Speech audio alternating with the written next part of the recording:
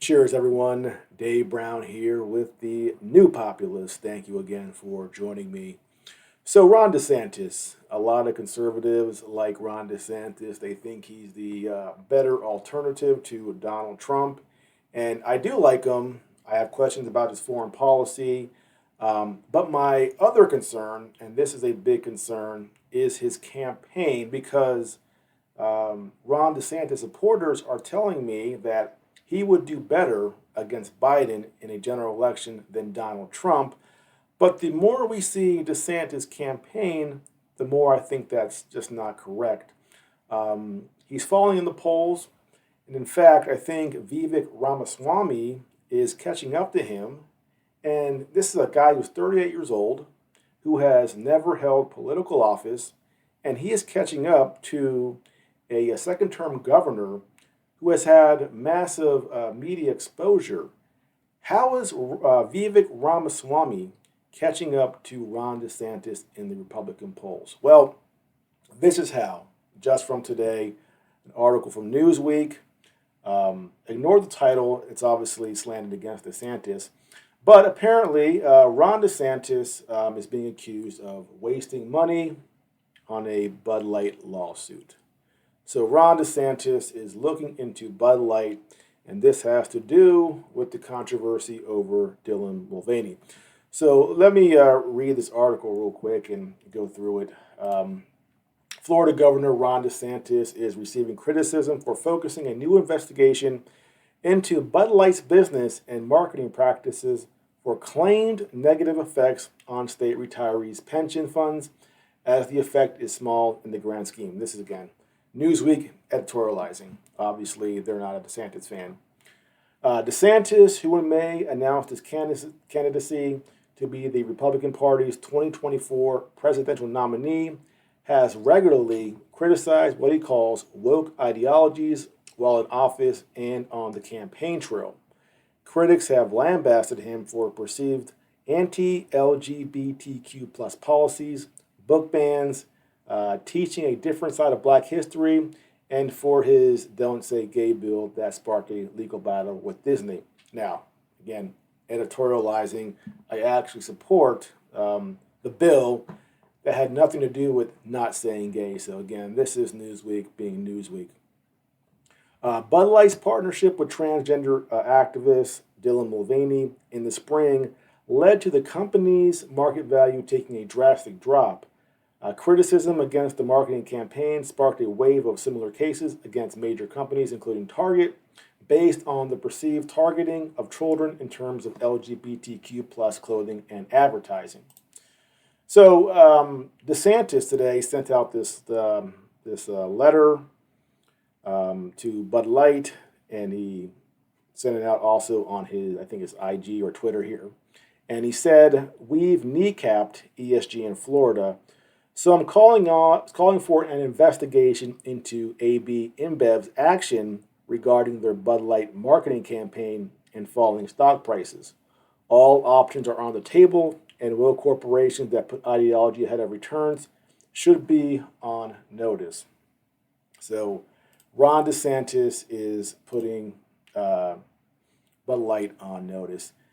And here's the problem.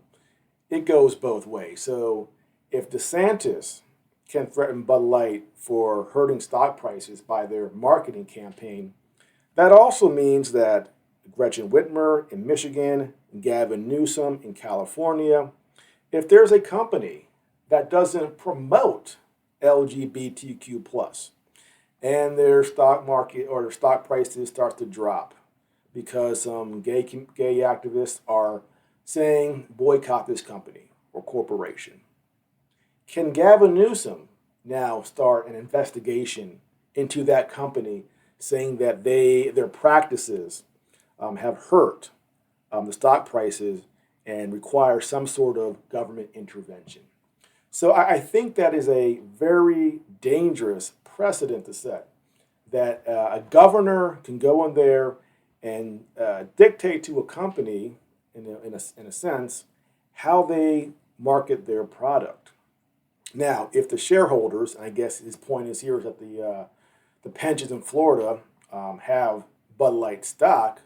If the shareholders want to challenge the board and get rid of the CEO, they can do that. But I don't like the governor getting involved on behalf of shareholders just because Florida pensions do have some Anheuser-Busch stock. I do not like that precedent, and if we are conservatives, if we do not want government to be intervening in the corporate sphere, we should not support this. And the other thing, too, is the stock price for Anheuser-Busch. It's not as bad as he makes it out to be. So here's the graph for Anheuser-Busch. To the right, obviously, that's today, $58. The red line here in the middle, the vertical line, that is April 1st when this campaign started.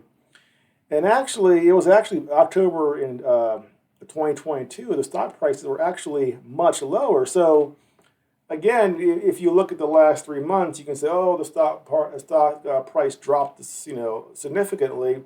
But over the last year, it's really not that significant.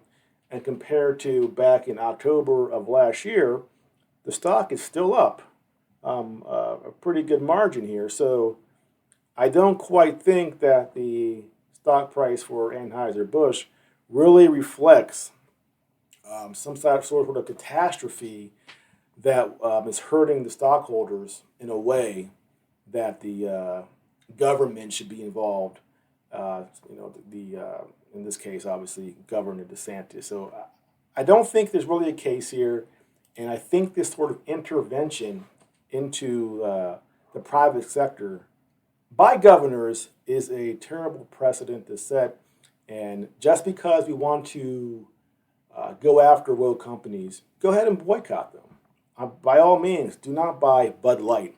I won't.